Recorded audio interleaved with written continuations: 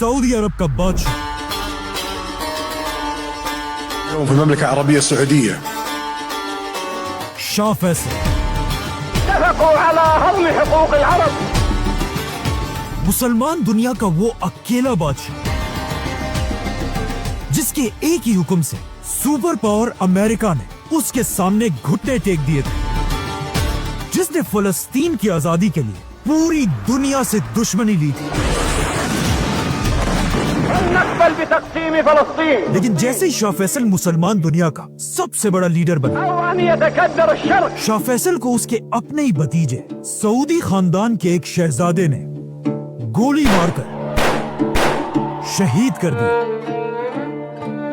लेकिन आखिर सऊदी खानदान को इतनी ताकत मिली कहां से? इसके लिए हमें बहुत पीछे जाना होगा। आज से 1400 साल पहले रसूलुल्लाह सल्लल्लाहु अलैहि वसल्लम ने अपनी जिंदगी में अरब का ये सारा इलाका फतह कर लिया था। लेकिन जैसे ही रसूलुल्लाह सल्लल्लाहु अलैहि वसल्लम इस दुनिया से चले गए, अरब के बहुत सारे कबीलों ने पहले खलीफा अबू बकर रज़ियल्लाहु तआला अन्हु के खिलाफ बगावत का ऐलान कर दिया। نطيع أوامر أبو بكر بعد الآن. और सिर्फ यही नहीं, कुछ लोगों ने तो नबी होने का झूठा दावा भी किया था, जिनमें सबसे बड़े झूठे नबी का नाम था मुसैलमा कज़्ज़ाब। أنا الرسول. तो अब पहले खलीफा अबू बकर रज़ियल्लाहु तआला अन्हु ने अरब को दोबारा फतह करने के लिए अपना बेस्ट जनरल खालिद बिन वलीद को इन बागी कबीलों की तरफ भेजा, जिसके बाद खालिद बिन वलीद ने तेजी से ये सारा इलाका दोबारा फतह किया और आखिर उनकी लड़ाई तारीख के सबसे बड़े झूठे नबी मुसैलमा कज़्ज़ाब से हुई, जंगे यमामा। इस जंग में खालिद बिन वलीद ने मुसैलमा कज़्ज़ाब और उसके कबीले बनु हनीफा को ऐसा हराया कि अगले 1000 साल तक बनु हनीफा दोबारा अपने पैरों पर खड़े नहीं हो सके। लेकिन 1000 साल के बाद मुसैलमा के कबीले बनु हनीफा से एक नया बादशाह सामने आया, सऊदी खानदान का पहला बादशाह, जिसका नाम था मुहम्मद बिन सऊद। जब सऊद बादशाह बना, उस वक्त दुनिया की सबसे बड़ी ताकत उस्मानिया खिलाफत थी, जिसमें ज्यादातर उस्मानी बादशाह सूफीज्म को फॉलो करते थे। और उस्मानिया सल्तनत के दौर में मक्का का ये हाल था कि मक्का की ग्रैंड मस्जिद में रोज एक ही नमाज पढ़ने के लिए 4 अलग इमाम खड़े होते थे, हनफी, शाफी, मालिकी और हम्बली। और इनमें से कोई भी एक दूसरे के इमाम के पीछे नमाज नहीं पढ़ता था। ये सब देखकर अरब में एक स्कॉलर ऐसा था जो इस सिस्टम से बिल्कुल खुश नहीं था, मोहम्मद बिन अब्दुल वहाब। लेकिन जैसे ही वो इस सब के खिलाफ आवाज उठाने लगे, लोगों ने उन्हें अपने ही शहर से निकाल दिया। अब मोहम्मद बिन अब्दुल वहाब के पास इल्म तो था, लेकिन अपने ख्यालात ज्यादा लोगों तक पहुंचाने के लिए उन्हें ताकत की जरूरत थी। और ये ताकत उन्हें तब मिली जब उन्होंने दुनिया के पहले सऊदी बादशाह के साथ दोस्ती का हाथ मिलाया, जिसके बाद सऊदी और वहाबी खानदान ने मिलकर अरब के इलाके नजद में एक मजबूत हुकूमत बनाई। अब सऊदी खानदान की एक मजबूत हुकूमत तो बन चुकी थी, लेकिन फिर भी उनकी उस्मानिया खिलाफत के सामने कोई औकात नहीं थी। उस्मानिया खिलाफत अब भी मुसलमानों की सबसे बड़ी ताकत थी। लेकिन इस सब के 200 साल बाद उस्मानिया सल्तनत अपनी आखिरी सांसें ले रही थी। वर्ल्ड वॉर 1, जिसमें एक बार फिर ब्रिटिश एम्पायर और उस्मानिया खिलाफत एक दूसरे के आमने सामने हुए। और ब्रिटिश एम्पायर को अच्छी तरह पता था कि हम उस्मानिया खिलाफत को तब तक नहीं तोड़ सकते जब तक उनके साथ अरबों का सपोर्ट है। तो ऑफ कोर्स ब्रिटिश एम्पायर ने अपना फुल जोर लगाया कि किसी तरह अरब के लोग उस्मानिया सल्तनत के खिलाफ बगावत कर दें। लेकिन ये कोई आसान काम नहीं था। ब्रिटिश एम्पायर को इस काम के लिए एक बहुत ही ताकतवर अरब लीडर की जरूरत थी। और आखिर बहुत ढूंढने के बाद अंग्रेजों को ये लीडर मिल गया, मक्का का शरीफ हुसैन, जो कोई आम इंसान नहीं था, बल्कि उसका ताल्लुक रसूलुल्लाह सल्लल्लाहु अलैहि वसल्लम के खानदान से था। और वो खुद भी एक बहुत बड़ा स्कॉलर था। ब्रिटिश एम्पायर ने शरीफ हुसैन और अरब के लोगों के साथ एक वादा किया کہ اگر ہم عثمانیہ سلطنت سے یہ جنگ جیت گئے ہم دنیا سے خلافت ختم نہیں کریں گے بلکہ ہم ترکوں سے خلافت چھین کر واپس عربوں کو مسلمانوں کا خلیفہ بنائیں گے۔ یہ سن کر آف کورس عرب کے لوگ بہت خوش ہوئے اور انہوں نے برٹش امپائر کے ساتھ مل کر عثمانیہ سلطنت کے خلاف بغاوت کر دی اور آخر عربوں کی ہی اس بغاوت کی وجہ سے خلافت عثمانیہ جو پہلے اتنے بڑے علاقے پر پھیلی ہوئی تھی اب صرف اتنی سی رہ گئی۔ تو اب ویٹ، مشن تو پورا ہو چکا تھا، مطلب برٹش امپائر کو اب خلافت شریف حسین کو دے دینی چاہیے تھی، لیکن برٹش امپائر نے کہا نہیں، اور انہوں نے شریف حسین کے سامنے ایک بہت ہی خطرناک شرط رکھی کہ ہم تمہیں مسلمانوں کا خلیفہ تو بنا دیں گے لیکن تمہیں فلسطین کو یہودیوں کے حوالے کرنا ہوگا۔ لیکن فلسطین کو بیچنے کی انگریزوں کی اس آفر کو شریف حسین نے پھاڑ دیا۔ برٹش امپائر کو یہ دیکھ کر شریف حسین پر بہت غصہ ہے کہ ہمارے اس پپٹ کی اتنی ہمت کہ وہ ہمیں آنکھیں دکھائے، لیکن شریف حسین نے فلسطین یہودیوں کے حوالے نہیں کی۔ یہ دیکھ کر برٹش امپائر نے اپنا سارا سپورٹ شریف حسین سے ہٹا دیا، جس کے بعد ایک ایسی عجیب سچویشن بنی کہ پوری دنیا میں عربوں کا کوئی بھی بڑا لیڈر نہیں تھا، اور یہ سب دیکھ کر اس موقع کا سب سے بڑا فائدہ ایک جوان عرب لیڈر نے اٹھایا، سعود خاندان کا کنگ عبدالعزیز۔ اب عبدالعزیز شریف حسین سے بالکل اپوزٹ تھا، اسے کوئی پرواہ نہیں تھی کہ اگر دنیا سے خلافت ختم ہوتی ہے تو ہونے دو، اگر فلسطین یہودیوں کو ملتا ہے تو ملنے دو، اسے صرف عرب کا بادشاہ بننا تھا، اور انگریزوں کو بھی بالکل ایسے ہی ایک سیلفش مسلمان لیڈر کی ضرورت تھی جو صرف اپنا سوچے اور باقی مسلمانوں کی اسے کوئی پرواہ نہ ہو۔ اسی لیے شریف حسین سے اپنا سپورٹ ہٹانے کے بعد انگریزوں نے اپنی پوری طاقت کے ساتھ عبدالعزیز کو سپورٹ کیا، جس کے بعد عبدالعزیز اپنی فوج کے ساتھ تیزی سے مکہ اور مدینہ فتح کرنے کے لیے ریاض سے روانہ ہوا۔ اینڈ آف کورس انگریزوں کی مدد سے عبدالعزیز نے آسانی سے پورا حجاز فتح کر لیا، اور عبدالعزیز کی طاقت کو دیکھ کر مکہ کے سارے علماء نے کعبہ کے سامنے اس کے ہاتھ پر بیعت کی۔ مکہ اور مدینہ کو فتح کرنے کے بعد عبدالعزیز کی بادشاہت اس سارے علاقے پر پھیل گئی، اور اس طرح دنیا میں ایک نئی ریاست بنی، the kingdom of Saudi Arabia. اليوم في المملكة العربية السعودية اور عبدالعزیز اس کا پہلا بادشاہ۔ سب سے پہلے کنگ عبدالعزیز نے سعودی عرب کو دو بڑے حصوں میں ڈیوائیڈ کیا، ایک حصہ نجد جس میں سعودی خاندان کا کیپٹل ریاض تھا، جس کا گورنر اس نے اپنے بڑے بیٹے سعود بن عبدالعزیز کو بنایا، اور دوسرا حصہ حجاز جہاں اسلام کی سب سے ہولی سائٹس تھی، مکہ اور مدینہ، اور یہاں کا گورنر بادشاہ نے اپنے دوسرے بیٹے کو بنایا، پرنس فیصل۔ هذا كل ما أريده أيها الإخوان. اب جیسے ہی سعودی عرب ایک اسٹیٹ بنا، سعودی کے بالکل پاس ہی ایک ملک بحرین میں عرب کا سب سے پہلا آئل کا کنواں ڈسکور ہوا۔ of Middle Eastern oil as emissary to Arabia. یہ دیکھ کر عبدالعزیز نے بھی اپنے انگریز دوستوں کے ساتھ مل کر سعودی عرب میں تیل ڈھونڈنا شروع کیا، لیکن اگلے 6 سال تک ڈھونڈنے کے بعد بھی انہیں آئل کا ایک قطرہ بھی نہیں ملا۔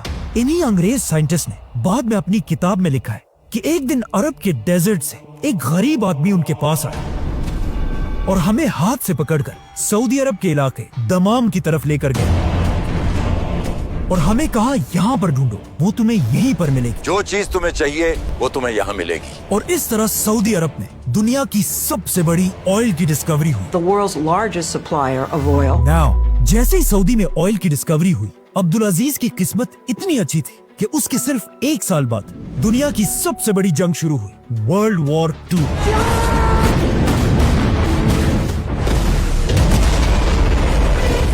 جس کی وجہ سے پوری دنیا کو آئل کی سخت ضرورت تھی۔ یہ دیکھ کر کنگ عبدالعزیز پوری دنیا کو سعودی کا تیل بیچنے لگا، جس کی وجہ سے سعودی عرب کی اکانومی 2000 ٹائمز بڑھ گئی، اور عبدالعزیز ایک غریب بادشاہ سے اب دنیا کا سب سے طاقتور بادشاہ بنا۔ اس جنگ میں ورلڈ وار 2 میں عبدالعزیز جرمنی کے ہٹلر کے خلاف امریکہ کے ساتھ مضبوطی سے کھڑا رہا. discuss mutual problems of trade and relations with Saudi Arabia. لیکن ورلڈ وار 2 ختم ہوتے عبدالعزیز کے انگریز دوستوں نے دنیا میں ایک نیا ملک بنایا, اسرائیل. جیسے اسرائیل کے لیڈر نے اسرائیل کی آزادی کا اعلان کیا, Finally, by the grace of God, اس کے صرف ایک دن بعد آلموسٹ بہت سارے عرب ملکوں نے مل کر اسرائیل پر حملہ کر دیا. اب جب سارے عرب اسرائیل کے خلاف لڑ رہے تھے, دنیا کا سب سے بڑا عرب بادشاہ عبدالعزیز چپ کر کے بیٹھا ہوا تھا. عبدالعزیز کے پاس پیسہ تو بہت تھا اور بہت بڑی فوج بھی تھی, لیکن فلسطین کو بچانے کے لیے عبدالعزیز نے کوئی بھی قدم نہیں اٹھایا, اور صرف 800 سعودی والنٹیئرز نے جا کر اسرائیل کے خلاف جنگ لڑی. لیکن پورے سعودی خاندان میں صرف ایک ہی شخص ایسا تھا جس نے فلسطین کے لیے آواز اٹھائی, عبدالعزیز کا بیٹا پرنس فیصل, فلنقبل بتقسيم فلسطين. جس نے UN میں کھڑے ہو کر کہا کہ ہم اسرائیل کو نہیں مانتے. بشير زوال إسرائيل. اب اسرائیل تو آزاد ہو گیا, لیکن اس کے کچھ ہی سالوں بعد کنگ عبدالعزیز اپنی آخری سانسیں لے رہا تھا. مرنے سے پہلے عبدالعزیز نے اپنے دوستوں سے کہا کہ کاش میرے بعد سعودی عرب کا بادشاہ سعود نہیں بلکہ فیصل ہوتا, اور ساتھ یہ بھی کہا کہ کاش میرے فیصل جیسے 3 اور بیٹے ہوتے. لیکن پھر بھی اپنے آخری وقت میں عبدالعزیز نے فیصل کو اپنے پاس بلایا اور اس سے 7 بار قسم لی کہ تم اپنے بھائی سعود کے ساتھ وفادار رہو گے. جس کے بعد عبدالعزیز کے مرتے ہی اس کا بڑا بیٹا سعود سعودی عرب کا بادشاہ بنا. لیکن آخر کیوں عبدالعزیز سعود کی جگہ اپنے بعد فیصل کو بادشاہ بنانا چاہتا تھا؟ کیونکہ اسے پتا تھا کہ اس کا بڑا بیٹا سعود ایک بہت ہی عیاش آدمی ہے. سعود کی 4 بیویاں اور اس کے حرم میں 100 سے زیادہ لونڈیاں تھیں, اور سعود کے ٹوٹل 115 بچے تھے, اور اس کی یہ ساری فیملی اس کے 24 لگژری پیلیسز میں رہتی تھی. اور سعود کی شراب پینے کی عادت کا سب کو پتا تھا. سعود نے بادشاہ بنتے ہی سعودی عرب کا سارا خزانہ اپنے خاندان پر لٹانا شروع کیا. سعود نے اعلان کیا کہ آج کے بعد ہر شہزادے کو خزانے سے کروڑوں روپے دیے جائیں گے. اور صرف یہی نہیں, سعود میں قرضے لے لے کر سارے رائل شہزادوں کے لیے $1 بلین کے پیلیسز بنانے کا حکم دیا, جس سے سعودی عرب پر قرضہ ڈبل نہیں بلکہ ٹرپل سے بھی بڑھ گیا. اب جب سعود سعودی عرب کا سارا پیسہ اپنی عیاشیوں پر اڑا رہا تھا, اس کے خاندان میں صرف ایک شخص ایسا تھا جو اسے بار بار اس سب سے روک رہا تھا, سعود کا بھائی شاہ فیصل. لیکن سعود نے شاہ فیصل کی باتیں نہیں مانی, کیونکہ اسے پتا تھا کہ ہم جتنا بھی قرضہ لیں ہمیں کوئی فرق نہیں پڑتا. لیکن یہ اس کی بہت بڑی غلط فہمی تھی, کیونکہ بہت جلد سعود کا سارا غرور ٹوٹنے والا تھا. اب تک دنیا میں آئل صرف سعودی اور کچھ ہی باقی کنٹریز میں تھا, لیکن آہستہ آہستہ دنیا کے باقی علاقوں میں بھی آئل ڈسکور ہونا شروع ہوئی, جس سے دنیا میں آئل کی سپلائی تیزی سے بڑھنے لگی. اب جب آئل کی سپلائی پوری دنیا میں بہت ہی زیادہ بڑھ گئی تو آف کورس آئل کی پرائس نیچے گرنے لگی اور سعودی عرب کے خزانے خالی ہونے لگے. اب سعود پھنس چکا تھا, کیونکہ اس نے قرضے بہت زیادہ لے لیے تھے اور انہیں واپس کرنے کے لیے سعود کے پاس پیسے نہیں تھے. لیکن اس سب کے بعد بھی سعود اپنی عیاشی کی زندگی گزارتا رہا. یہ دیکھ کر سعود کو اس کے بھائی فیصل نے بہت سمجھایا کہ تمہاری ان عیاشیوں سے یہ ملک تباہ ہو جائے گا, لیکن سعود نے فیصل کی بات نہیں مانی. آخر فیصل نے غصے میں آ کر اپنی پرائم منسٹر کی پوسٹ سے ریزائن کر دی اور سعودی عرب چھوڑ کر چلا گیا. فیصل کے جانے کے بعد سعودی عرب کے حالات اور بھی زیادہ خراب ہو گئے اور صرف 2 سالوں میں سعودی عرب تاریخ میں پہلی بار بینکرپٹ ہونے کے بالکل قریب کھڑا تھا. یہ سب دیکھ کر سب کو سمجھ آ گئی کہ اب سعودی عرب کو تباہ ہونے سے صرف ایک ہی آدمی بچا سکتا ہے, شہزادہ فیصل. یہ دیکھ کر سعودی خاندان اور وہابی خاندان نے مل کر فیصل کے سامنے ہاتھ جوڑے کہ آپ پلیز اپنے بھائی سعود کو ہٹا کر خود سعودی عرب کے بادشاہ بن جائیں, ورنہ یہ ملک تباہ ہو جائے گا. اب آپ ہی ہماری مدد کر سکتے. لیکن فیصل نے کہا نہیں, میں ایسا نہیں کر سکتا, کیونکہ فیصل کو وہ دن یاد تھا جب اس نے اپنے باپ عبدالعزیز کے سامنے कसम खाई थी कि वो हमेशा सऊद के साथ वफादार रहेगा। इसीलिए फैसल ने कहा कि नहीं, बादशाह सऊद ही रहेगा। मैं उसके अंडर प्राइम मिनिस्टर बनकर सऊदी अरब को बचाने की कोशिश करूंगा। सऊद ने फैसल की ये ऑफर एक्सेप्ट कर ली और सारी ताकत प्राइम मिनिस्टर फैसल के हवाले कर दी। फैसल ने आते ही सबसे पहले शहजादों की सारी आयाशियां खत्म कर दी, उनको दिए जाने वाले करोड़ों रुपए बंद कर दिए और इन शहजादों के लग्जरी पैलेसेस छीनकर वहां गवर्नमेंट ऑफिसेस बनाए। और सबसे बड़ा काम फैसल ने यह किया कि तारीख में पहली बार सऊदी अरब से स्लेवरी खत्म कर दी। शाह फैसल ने अपने खजाने से हर गुलाम के मालिक को $2000 देकर उसे आजाद कर दिया। इस तरह एक ही दिन में हजारों गुलाम आजाद हो गए।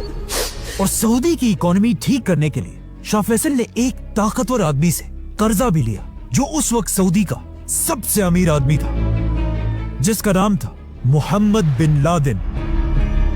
फैसल ने पूरी दुनिया से इस्लामिक स्कॉलर्स को सऊदी बुलाया ताकि ये स्कॉलर्स सऊदी के एलीट खानदान के बच्चों को इस्लाम सिखा सके। बाय द वे, इन्हीं इस्लामिक स्कूल्स में उसी सऊदी के सबसे रिच आदमी मोहम्मद बिन लादेन का बेटा भी पढ़ता था, Osama bin Laden. Give us Osama bin Laden, dead or alive. Faisal के इन जबरदस्त कामों से अब सऊदी अरब दोबारा मजबूत होने लगा, लेकिन पूरी दुनिया को अच्छी तरह पता था कि सऊद सिर्फ नाम का बादशाह है और सारी ताकत असल में फैसल के पास है। इस सब के दौरान किंग सऊद अमेरिका में आराम से बैठा हुआ था, लेकिन जब 1 साल के बाद वो वापस सऊदी आया और वापस आकर उम्रा करने के लिए गया, लेकिन उम्रा करने के दरमियान ही उसे समझ आ गई कि अब लोग उसे वो इज्जत नहीं दे रहे जो एक बादशाह को मिलनी चाहिए, और उसे समझ आ गई कि अब लोग उसे बादशाह समझते ही नहीं है। और यहाँ से सऊद आहिस्ता आहिस्ता अपने भाई फैसल से नफरत करने लगा। और सिर्फ यही नहीं, बल्कि उसके अयाश बेटे उसे फैसल के खिलाफ भड़काने लगे, क्योंकि फैसल ने आते ही इन सारे शहजादों की अयाशियां खत्म कर दी थी। तो अब सऊद और उसके बेटे मिलकर फैसल को हटाने की साजिश करने लगे। सऊद और उसके बेटे पैसे देकर लोगों को फैसल के खिलाफ करने लगे, जिसका फैसल को अच्छी तरह पता था, लेकिन फैसल ने बादशाह के खिलाफ कोई कदम नहीं उठाया। असल मसला तब बना जब सऊद ने फैसल की तरफ एक लेटर भेजा जिसमें लिखा था, फैसल, तुम अपनी औकात में रहो और याद रखो कि बादशाह मैं हूँ, और मैं तुम्हें हुक्म देता हूँ कि मेरे 2 बेटों को सऊदी अरब के टॉप मिनिस्टर्स बनाओ, वरना मैं अपनी रॉयल फौज भेजकर तुम्हें गिरफ्तार कर लूंगा। जैसे ही फैसल ने बादशाह का ये खत पढ़ा, उसने ये खत अपने भाई को दिया, जिसने सीधा जाकर बादशाह के मुंह पर ये खत फाड़ दिया। अपनी ये बेइज्जती देखकर बादशाह को बहुत गुस्सा आया और उसने फौरन अपनी रॉयल फौज फैसल को गिरफ्तार करने के लिए उसके महल की तरफ भेजी। बादशाह की रॉयल फौज ने जाकर फैसल के महल को हर तरफ से घेर लिया, लेकिन फनी बात यह कि फैसल के पास इतनी ताकत थी और उसका इतना रोब था कि जैसे ही फैसल अपने महल से बाहर निकला, बादशाह की फौज की काम पे टांगने लगे और उन्होंने फैसल को देखकर उसे गलती से सलूट कर दिया, जिसे देखकर फैसल इन गार्ड्स पर हंसने लगे। लेकिन फिर भी ये गार्ड्स फैसल को गिरफ्तार करने के लिए खड़े रहे। यहाँ तक कि कहा जाता है कि बादशाह ने फैसल को मारने की कोशिश भी की। ये सब देखकर आखिर फैसल ने अपने बाप से की हुई कसम तोड़ दी और कहा अब और बस है। सऊद सारी हदें पार कर चुका है। अब सऊद के पास तो सिर्फ थोड़े से रॉयल गार्ड्स थे, लेकिन सऊदी अरब की पूरी फौज फैसल को अपना लीडर मानती थी। तो सबसे पहले फैसल ने हुक्म दिया कि सारे पैलेसेस से हमारी औरतों और बच्चों को निकाल दिया जाए, क्योंकि अब फैसला तलवार से होगा। फैसल के एक ही इशारे से पूरी सऊदी फौज तेजी से बादशाह के महल की तरफ बढ़ने लगी और बादशाह के महल को हर तरफ से घेर लिया।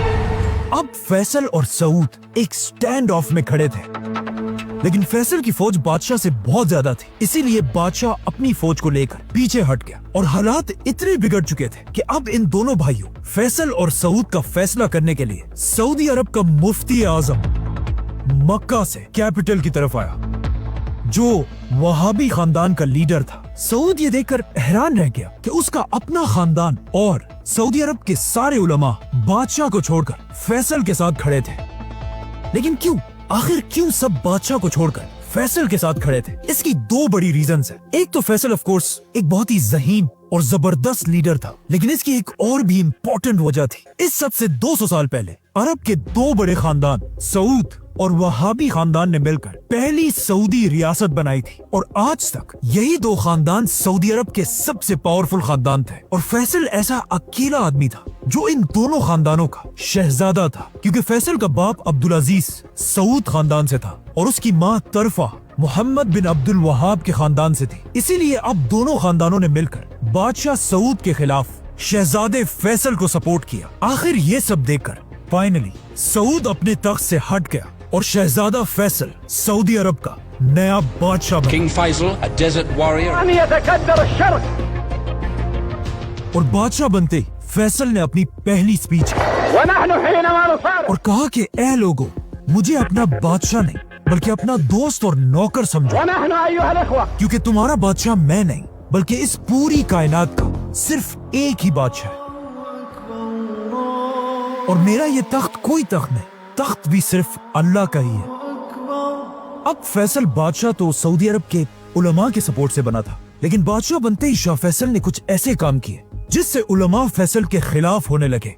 फैसल ने बादशाह बनते ही लड़कियों के स्कूल्स, यूनिवर्सिटीज और इवन सऊदी अरब का पहला टीवी चैनल भी खोला, जिसमें मेल एंकर्स तो थे ही, साथ ही एक फीमेल एंकर भी थी। लेकिन सऊदी अरब के उलमा ये सब बर्दाश्त नहीं कर सकते थे, यहाँ तक कि एक दिन एक यूनिवर्सिटी के प्रोफेसर ने सऊदी न्यूज़पेपर में एक आर्टिकल लिखा जो एक बहुत ही सिंपल सी बात थी कि जमीन हमेशा सूरज के गिर्द घूमती है, सूरज जमीन के गिर्द नहीं। ये न्यूज़पेपर पूरे सऊदी अरब में फैल गया, लेकिन जब इस आर्टिकल का सऊदी अरब के बड़े मुफ्ती शेख बिन बाज को पता चला तो उन्होंने ऐलान किया कि ये सब बिल्कुल झूठ है, और फिर खुद न्यूज़पेपर में आर्टिकल लिखा कि जमीन सूरज के गिर्द नहीं बल्कि सूरज जमीन के गिर्द घूमता है। जमीन तो साकिन है बेटा। शेख बिन बाज का ये आर्टिकल सिर्फ सऊदी में नहीं बल्कि पूरी दुनिया में फैल गया, जिसके बाद पूरी दुनिया में लोग सऊदी अरेबिया और उसके उलमा पर हंसने लगे, और इसी के साथ शाह फैसल का भी मजाक उड़ने लगा। जैसे ही फैसल को ये बात पता चली, उसने हुक्म दिया कि जिन न्यूज़पेपर्स में ये बात छपी है उन सारों को जमा करके आग लगा दी जाए, जिससे सऊदी उलमा और भी ज्यादा फैसल के खिलाफ खड़े होने लगे।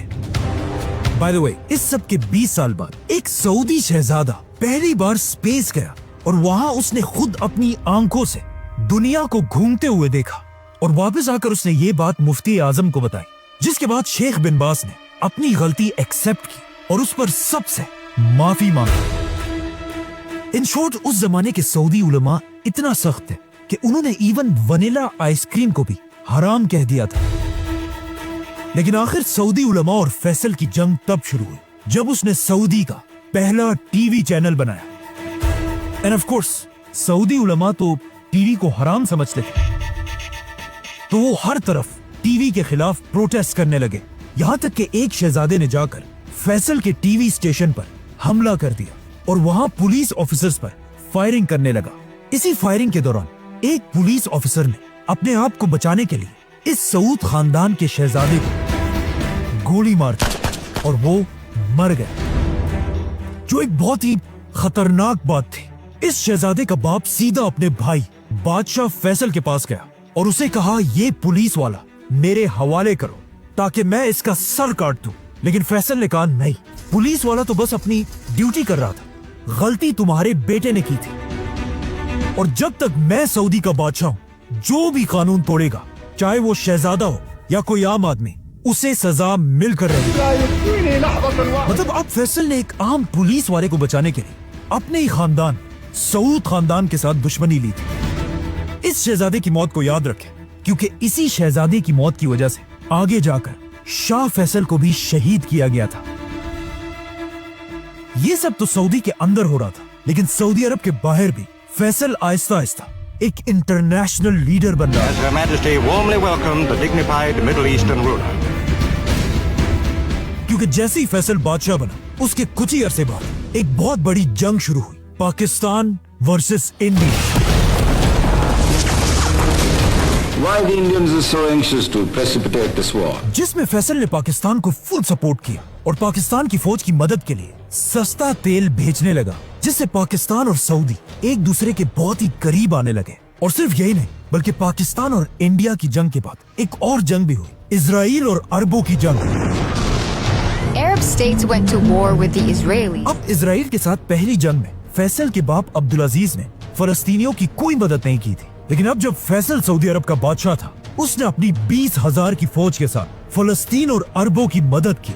लेकिन फैसल की बहुत कोशिश के बाद भी अरब इजराइल से ये जंग हार गए, और इतनी बुरी तरह से हारे कि इस जंग के बाद इजराइल का साइज 3 गुना बढ़ गया। इजराइल से ये जंग बुरी तरह हारने के बाद कहा जाता है फैसल को इतना दुख हुआ कि किसी ने भी इस हार के बाद फैसल को कभी हंसते हुए नहीं देखा, और फैसल हर टाइम सिर्फ एक ही टेंशन में था कि किस तरह अब इजराइल से बदला लिया जाए। इजराइल ने इस जंग में जिन मुसलमान मुल्कों को तबाह किया था, फैसल ने अपने खजाने से उन सारे मुसलमान कंट्रीज को दोबारा अपने पैरों पर खड़ा किया, और यहाँ से फैसल पूरी दुनिया से फाइटर जेट्स, टैंक्स और वॉर शिप्स खरीदने लगा, ताकि सऊदी फौज को ताकतवर बनाकर फैसल इजराइल से बदला ले सके। अब जब फैसल इजराइल से बदला लेने की प्लानिंग कर रहा था, अचानक दुनिया में एक ऐसा वाकया हुआ जिसने पूरी दुनिया को हिला कर रख दिया। एक दिन एक क्रिश्चियन आदमी ने जेरूसलम में मुसलमानों की तीसरी सबसे होली साइट मस्जिद अक्सा को आग लगा दी, जिससे पूरी दुनिया के मुसलमान इजराइल के खिलाफ खड़े हुए। इस क्रिश्चियन ने मस्जिद अक्सा के अंदर सलाउद्दीन अयूबी के मिंबर को आग लगाई थी। ये वो मिंबर था जिसे सलाउद्दीन अयूबी ने 800 साल पहले खुद इस जगह पे रखा था, और अब ये मिंबर जलकर राख हो चुका था, और आहिस्ता आहिस्ता ये आग इतनी बढ़ गई कि मस्जिद अक्सा की छत का एक हिस्सा भी गिर गया।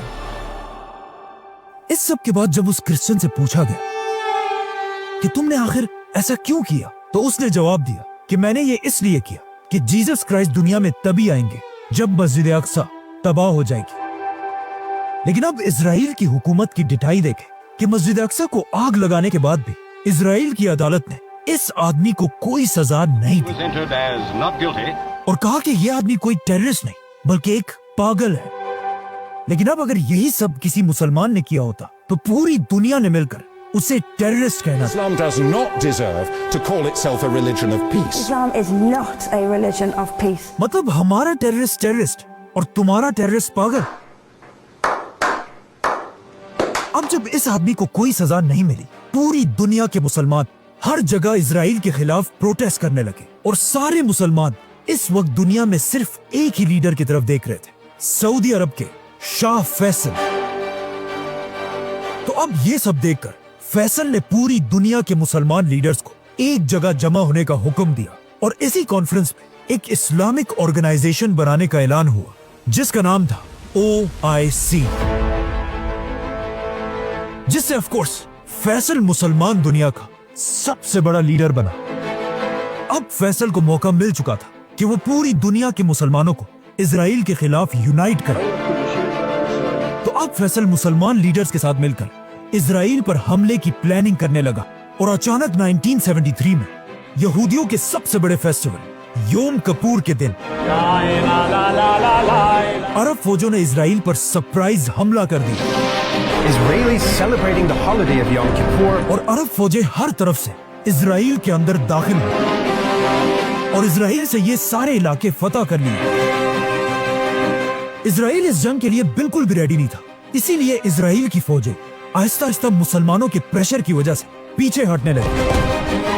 ये देखकर किंग फैसल ने मुसलमानों की फौज की तरफ मैसेज भेजा कि आज मेरे बेटों, तुमने हमारा सर फख्र से बुलंद कर दिया, लेकिन अब रुकना नहीं है, इजराइल के खिलाफ आगे बढ़ते रहो। ऐसा लग रहा था कि मुसलमान अब कुछ ही दिनों में इजराइल को बिल्कुल क्रश कर देंगे। लेकिन यहाँ इजराइल की मदद के लिए वो आया जिसका फैसल को डर था, सुपर पावर अमेरिका।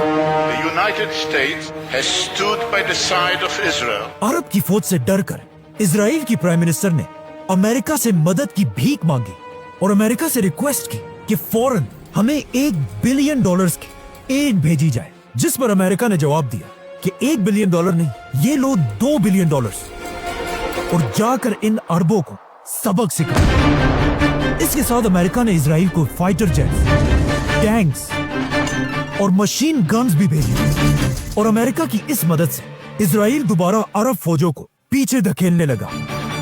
अब जब इस सब का मुसलमानों के लीडर किंग फैसल को पता चला, इस वक्त मुसलमानों का लीडर किंग फैसल अपने ऑफिस में बैठा हुआ था जब उसे अमेरिका की इस बदमाशी का बताया गया। फैसल को अमेरिका की इस हरकत पर इतना गुस्सा आया कि फैसल ने उसी वक्त अपना फोन उठाया और कहा फौरन ऑयल मिनिस्टर को मेरे सामने हाजिर किया जाए। जैसे ही ऑयल मिनिस्टर फैसल के पास पहुंचा, उस वक्त रात के 8 बज रहे थे और इनकी मीटिंग शुरू हुई। लेकिन ऑयल मिनिस्टर ने फैसल से कहा कि सऊदी के सारे टीवी चैनल्स 9 बजे बंद हो जाते हैं, तो अगर आपने कोई फैसला करना है तो अभी इसी वक्त करना होगा। जिस पर फैसल ने थोड़ा सोचा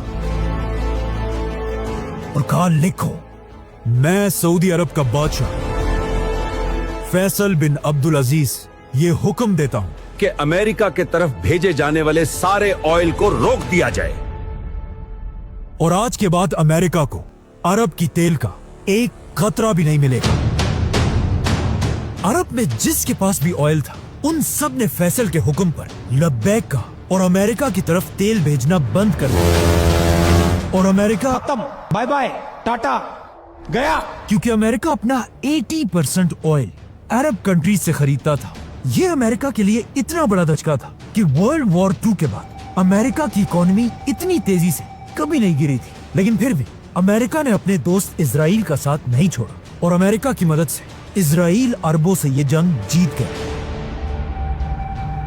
जिसके बाद ऑफ कोर्स अमेरिका ने फैसल से कहा कि अब जंग खत्म हो चुकी है, तो अब ऑयल की ये पाबंदी खत्म कर दो। लेकिन फैसल इतना गुस्से में था कि उसने कहा, नहीं, जब तक तुम इजराइल को सपोर्ट करोगे तब तक मैं तुम्हें तेल नहीं बेचूंगा। और यहाँ से फैसल ने अमेरिका बल्कि पूरी दुनिया को अपनी असल ताकत दिखाई। फैसल ने अरब ऑयल को एक वेपन में बदल दिया, जिससे अमेरिका की इकोनॉमी बिल्कुल टूट गई। अमेरिका में लोगों के पास गाड़ियां चलाने के लिए भी तेल नहीं था, बल्कि पेट्रोल स्टेशंस पे बड़ा लिखा होता था कि तेल को छोड़ो, गॉड को याद करो। और अमेरिका जैसी सुपर पावर कंट्री में पहली बार लोड शेडिंग और ब्लैकआउट्स होने लगे और लोग दोबारा कैंडल्स और लकड़ियां जलाने लगे। अमेरिका में 5 लाख लोगों की जॉब्स चली गई। और सबसे बड़ी बात यह थी कि जिस साल फैसल ने अमेरिका पर पाबंदी लगाई, उस साल अमेरिका का सबसे बड़ा फेस्टिवल क्रिसमस मनाया ही नहीं गया, बल्कि क्रिसमस की रात को, जो हमेशा लाइट से भरी होती थी, इस बार पूरे अमेरिका में सिर्फ और सिर्फ अंधेरा था। फैसल की ताकत का अंदाजा सिर्फ वेस्ट में अमेरिका को नहीं, बल्कि ईस्ट में जापान को भी हुआ। और जापान में कहा जाने लगा कि एटम बॉम्ब के बाद फैसल की पाबंदी जापान के लिए सबसे बड़ा क्राइसिस था। अब जब अमेरिका के हालात बहुत ही खराब हो गए, अमेरिका की बर्दाश्त की हद खत्म हो गई और अमेरिका में सीक्रेट मीटिंग्स होने लगी, जिसमें अमेरिकन ये प्लान करने लगे कि अगर फैसल ने ये पाबंदी खत्म नहीं की तो अमेरिका अपनी पूरी ताकत के साथ फैसल के सऊदी अरब पर हमला कर देगा और उसे हटाकर किसी और शहजादे को तख्त पर बिठा देगा। जब फैसल को अमेरिका की इस प्लानिंग का पता चला, उसने अमेरिका को क्लियर मैसेज भेजा कि अगर तुमने मुझ पर हमला किया तो मैं अरब के सारे तेल के कुओं को आग लगा दूंगा।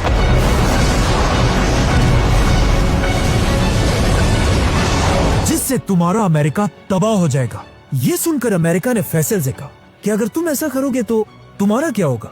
जिस पर फैसल ने कहा कि हम तो हमेशा से डेजर्ट के गरीब लोग थे, हम पहले भी ऊंटों और खजूरों से गुजारा करते थे और अब भी दोबारा वही करेंगे, लेकिन तुम लोग तेल के बगैर जिंदा भी नहीं रह सकोगे। जिसके बाद फैसल ने अपनी फेमस स्पीच की और कहा, ऐ लोगों, मैं वो बादशाह नहीं हूँ जो ऑफिस में बैठकर टेलीफोन पर जंग करे, बल्कि जब जंग का वक्त आएगा तुम सब मुझे फौज के फ्रंट पर देखोगे। और मुझे पता है कि हमारे इन खतरनाक फैसलों से वेस्ट और ईस्ट सब हम पर गुस्सा है, اتفقوا على هضم حقوق العرب. लेकिन मुझे इस सब की कोई परवाह नहीं. نحن لسنا ممن يطلب الإعانات والحروب. फलस्तीन की आजादी के लिए بل نقبل بتقسيم فلسطين हम हर हद तक जाएंगे على أن يخلصوا وطنهم السليم. अगर पूरी अरब दुनिया मिलकर ولو أجمع العرب جميعا इसराइल को एक्सेप्ट कर ले, بوجود إسرائيل तब भी मैं अकेला इसराइल को कभी नहीं मानूंगा. فلن ندخل معهم في هذا الاتفاق. अब पहली बार ऐसा लग रहा था कि उस्मानिया खिलाफत के टूटने के बाद एक बार फिर पूरी दुनिया के मुसलमान यूनाइट हो गए हैं और इनका लीडर है फैसल. मुसलमानों की इसी यूनिटी को इसके कुछ ही अरसे बाद OIC की सबसे बड़ी कॉन्फ्रेंस में देखा गया, जो पाकिस्तान के शहर लाहौर में थी. और मुसलमान दुनिया के सारे बड़े लीडर्स गद्दाफी, भुट्टो, शेख मुजीब, यासिर अरफात सब शामिल थे, जहां पहली बार एक इस्लामिक एटम बॉम्ब की बात की गई. इसी कॉन्फ्रेंस में एक बहुत ही फेमस पिक्चर ली गई, जिसमें सारे बड़े लीडर्स मिलकर एक मस्जिद में बैठे हुए हैं. लेकिन अजीब बात यह है, इस पिक्चर में जितने भी लीडर्स हैं उन सबको एक एक करके आगे जाकर मार दिया गया.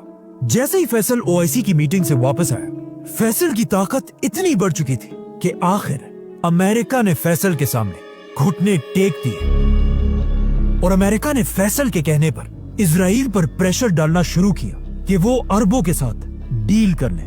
जिसके बाद अमेरिका, यूरोप, जापान सब मिलकर फैसल के सामने हाथ जोड़कर तेल की भीख मांगने लगे.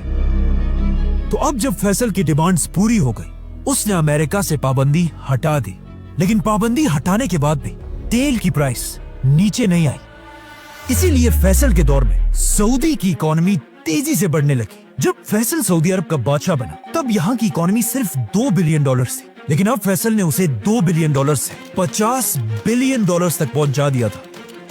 कहा जाता है सऊदी अरब में प्रॉपर्टी की प्राइसेस हर हफ्ते डबल होती रहती थी और सऊदी अरब में कंस्ट्रक्शन इतनी तेजी से हो रही थी कि लोग सीमेंट कश्तियों में नहीं बल्कि हेलीकॉप्टर्स में मंगवा रहे थे. और यही से सऊदी अरब के लोग दुनिया के सबसे अमीर लोग बने.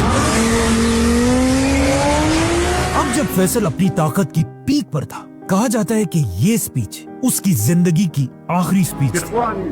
हम किस चीज का इंतजार कर रहे हैं? दुनिया की गैरत जागने का. कहाँ है दुनिया की गैरत?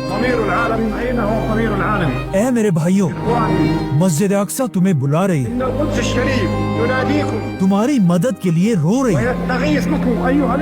हम किस चीज से डर रहे हैं? मौत से. इससे ज्यादा अच्छी मौत और क्या हो सकती है?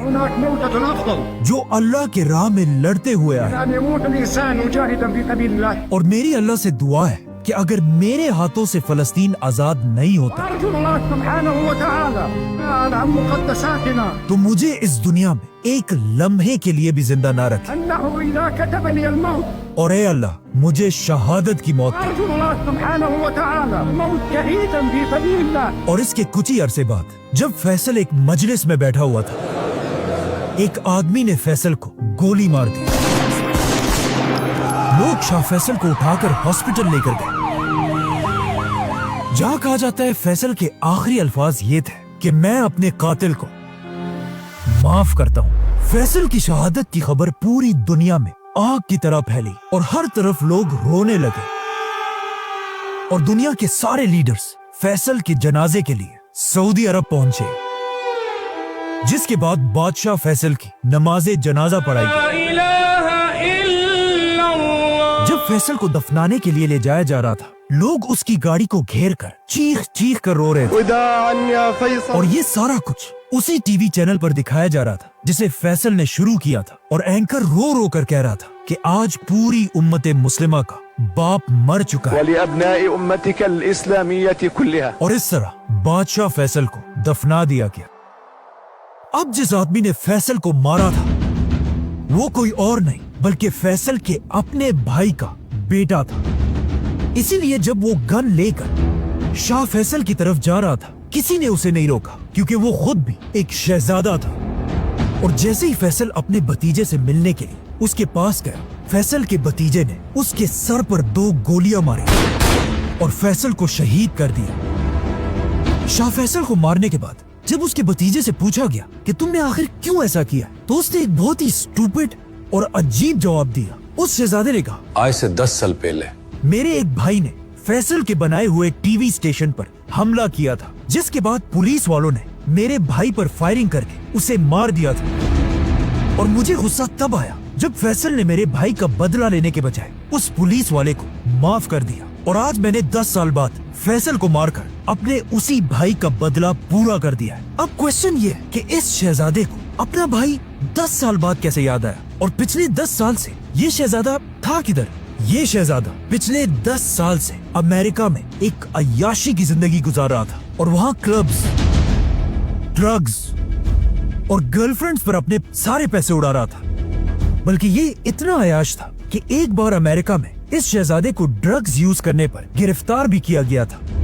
मतलब 10 साल तक इसको अपने भाई के मरने की कोई परवाह नहीं थी। फैसल पर हमले से कुछ ही अरसा पहले ये अमेरिका से वापस सऊदी आया। आज दुनिया के बहुत सारे लोग समझते हैं कि फैसल को किसी बदले की वजह से नहीं, बल्कि अमेरिका और इजराइल पर पाबंदी की वजह से मारा गया था। क्योंकि अगर देखा जाए, फैसल के मरते ही सबसे बड़ा फायदा अमेरिका और इजराइल को ही हुआ था, क्योंकि फैसल की शहादत के फौरन बाद इजराइल और अरबों ने दोस्ती का हाथ मिलाया और सारे अरब कंट्रीज आहिस्ता आहिस्ता इजराइल को एक्सेप्ट करने लगे। और फैसल के बाद आज तक किसी भी सऊदी बादशाह ने दोबारा अमेरिका के सामने सर उठाने की हिम्मत भी नहीं की। फैसल की शहादत के कुछ ही घंटों बाद सऊदी खानदान ने अपना नया बादशाह सेलेक्ट किया, किंग खालिद बिन अब्दुल अजीज, जिसने आते ही हुक्म दिया कि फैसल पर हमले करने वाले शहजादे का सबके सामने सर काट दिया जाए।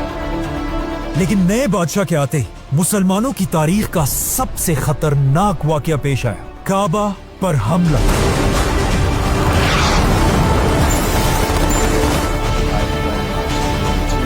सब्सक्राइब